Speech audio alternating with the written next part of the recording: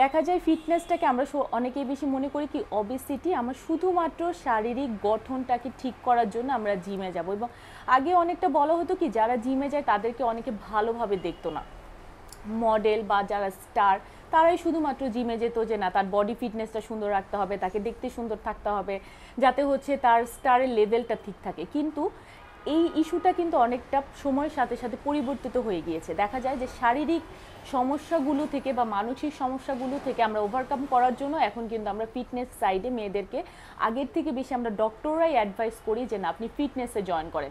সেক্ষেত্রে আপনার শারীরিক যে কাঠামোগত গঠনগত যে পরিবর্তন সেটা তো আসছেই, পাশাপাশি কিন্তু মানসিক অনেক যে ইলনেসগুলো থাকে, যেমন ডিপ্রেশন, এংজাইটি, আমি আমার কাজের পরিবেশে মনোযোগ দিতে পারছি না, এবং আরেকটা ইস্যু বর্তমান সময় সেটা হচ্ছে যে ব্রেকআপ ইস্যুটা অনেক বেশি, ডিভোর্সের ইস্যুটা অনেক বেশি। এই ইস্যুগুলা থেকে আমার যদি আমি ওভারকাম করতে যাই সেক্ষেত্রে কিন্তু আমার এই ফিটনেস সাইডটা অনেক বেশি ইম্পর্টেন্ট। রেগুলার ইয়োগা করলে, মাইন্ডফুলনেস থাকলে, সাথে সাথে দেখা যায় শারীরিক দিকটা পাশাপাশি আমার মেন্টাল যে এই মানসিক যে অসুস্থতাগুলো থাকে সেগুলো অনেকাংশে আপনার ওভারকাম করা যায়। আসলে আমি আগে থেকে বাসায় ওয়ার্কআউট করতাম, কিন্তু সামটাইমস হয় না আমরা খুব লেজি বাঙালিরা, হ্যাঁ তো আচ্ছা আজকে করব না, আচ্ছা একদিন করছি 2 দিন করব না। তো আমি এরকম একটা জিম খুঁজতেছিলাম, কারণ ছেলেদের জিমের মধ্যে আমি অভ্যস্ত না। তো আমি এরকম একটা জিম খুঁজতেছিলাম, যেহেতু আমি ধানমন্ডি থাকি, তো আমার আশেপাশে এরকম একটা জিম হলে ভালো হতো। এবং আমি ফেসবুকে গো থ্রু করি, তখন হচ্ছে আপুর এই জিমটা পাই। তারপর আপুর সাথে কথা বলে আমার আরও বেশি ভালো লাগছে, কারণ ট্রেনার হিসেবে আপুকে পেয়ে আমি অনেক বেশি ধন্য। তারপর আমি হচ্ছে এই আজকে হচ্ছে আমার 1 মাস হয়েছে এখানে, আমি ডাইনামিক চ্যালেঞ্জ আসছি এবং I have already lost 7 KGs. আরও যাইতে হবে, আমার কিছু পার্টে ফ্যাট আছে, তো ওগুলা কমানোর জন্য আরও মানে I have to go for the long run.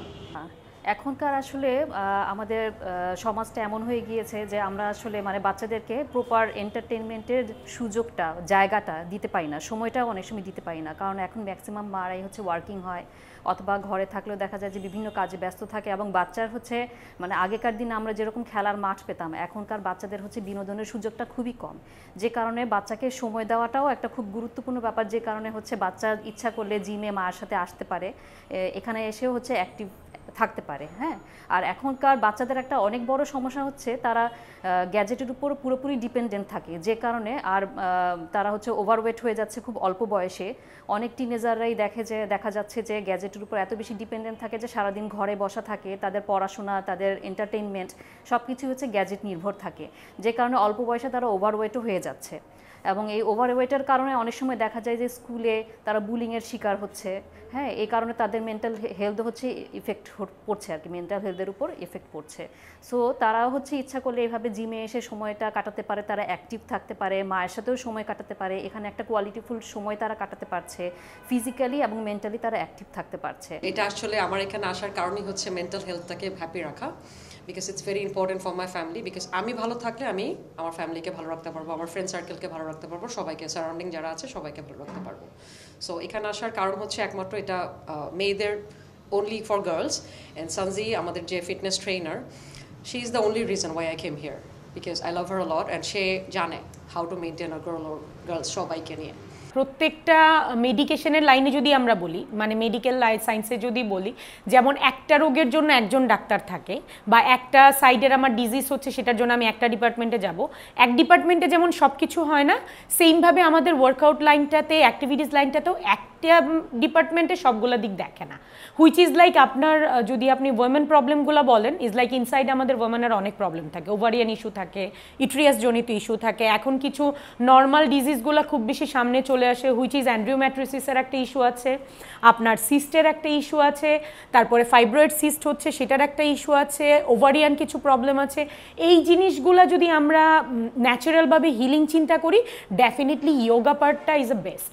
ইয়োগাটা এমন একটা জিনিস, ওটাতে অনেক রকম আসন থেকে ধরে অনেক রকম পজিশন আছে, অনেক রকম ওয়ার্কআউট আছে, প্রাণায়াম আমরা যদি বলি, ব্রিদিং ওয়ার্কআউট, এগুলোর মাধ্যমে হয় কি ইন্টারনাল ওমেনদের অনেক রকম প্রবলেমগুলো এটা কিওর হয়।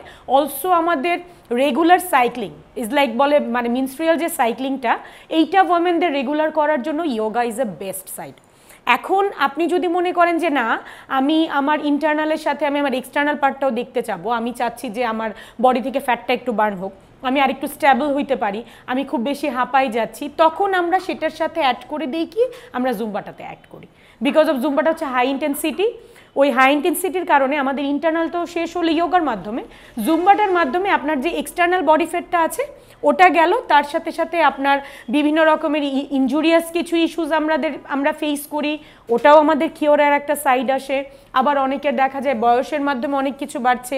ইদানিং আমাদের মেডিকেল সায়েন্সে একটা হচ্ছে সিজারিয়ান পার্ট, যেটা বলে সি সেকশন পার্ট, ওটার কারণে আমাদের অ্যানিস্থিসিয়া দিতে হয়। অ্যানিস্থিসিয়ার কারণে কি হয়, আফটার 35 একটা ওয়ামেনের ব্যাক পেইনের একটা ইস্যু হয়, নি পেইনের একটা ইস্যু হঠাৎ করে ক্রিয়েট হইতে থাকে, সেইগুলোও অনেকটা রিলিফ পায় এই ওয়ার্কআউটের মাধ্যমে।